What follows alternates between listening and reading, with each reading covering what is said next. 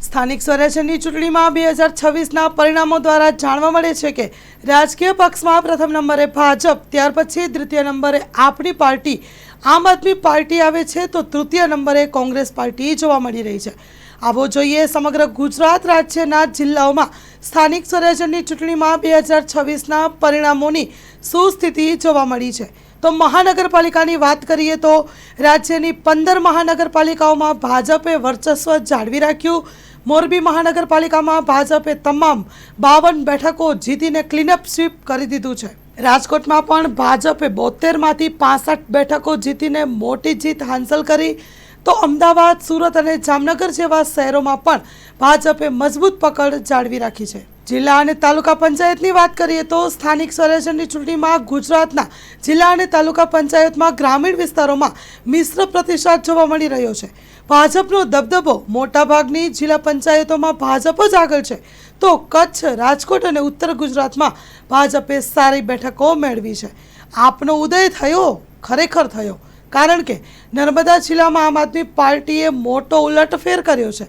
તેમણે દેડિયાપાડા અને શાકબારા જેવા આદિવાસી વિસ્તારોમાં જિલ્લા અને તાલુકા પંચાયતના સપાટા બોલાવ્યા। કોંગ્રેસની સ્થિતિ શું છે આવો જોઈએ। સ્થાનિક સ્વરાજ્યની કોંગ્રેસની સ્થિતિ જોઈએ તો અમદાવાદના દરિયાપુર જેવા વિસ્તારોમાં કોંગ્રેસે પોતાની પેનલ જાળવી રાખી છે, પરંતુ સમગ્ર રાજ્યમાં કોંગ્રેસને કેટલી જગ્યાએ નુકસાન વેઠવાનો વારો આવ્યો છે।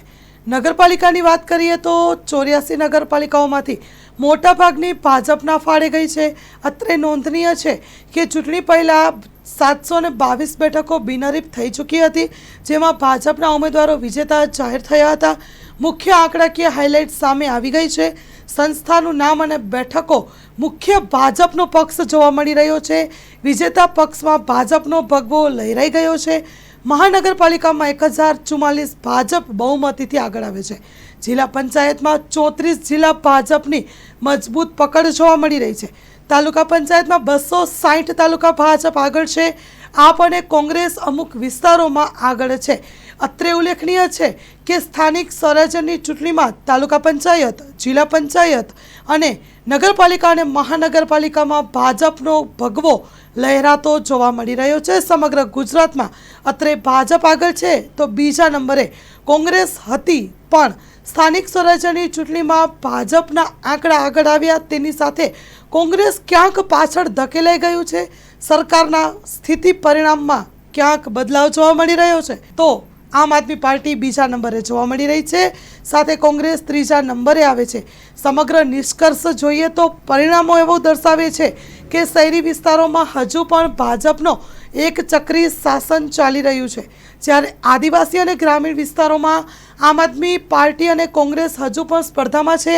ખાસ કરીને ઓબીસી અનામત 27% થયા પછી પણ આ પ્રથમ એવી મોટી ચૂંટણી હતી જેની અસર પણ મતદાન ઉપર જોવા મળી રહી છે। સ્વરાજના સંગ્રામમાં કચ્છમાં પણ ભાજપનો ભગવો લહેરાયો છે, તો સમગ્ર ગુજરાતની સ્થાનિક સ્વરાજ્યની ચૂંટણીમાં ભાજપ અવ્વલ નંબરે જોવા મળે છે।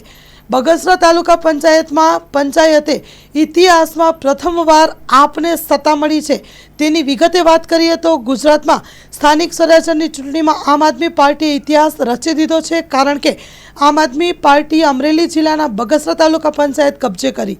ઇતિહાસમાં પ્રથમવાર આમ આદમી પાર્ટીએ ગુજરાતમાં કોઈ તાલુકા પંચાયતની 16માંથી 9 સીટ કબજે કરી છે।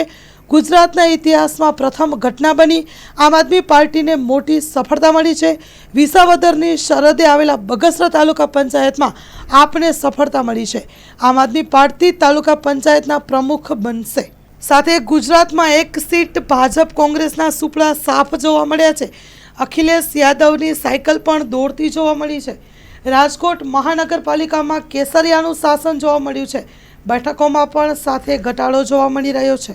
તો ગાંધીધામની પ્રથમ મનપામાં જનાદેશ સત્તાનું સુકાન ભાજપને કેસરીઓ લહેરાઈ ગયો છે, તો સમગ્ર કચ્છ અને ગુજરાતમાં સ્થાનિક સ્વરાજ્યની ચૂંટણીમાં આખરે પ્રથમ નંબરે ભાજપ, દ્વિતીય નંબરે આમ આદમી પાર્ટી અને તૃતીય નંબરે ક્યાંક કોંગ્રેસ જોવા મળી રહ્યું છે। આ તો સમગ્ર રિપોર્ટ ગુજરાત સ્થાનિક સ્વરાજ્યની ચૂંટણી 2026નો।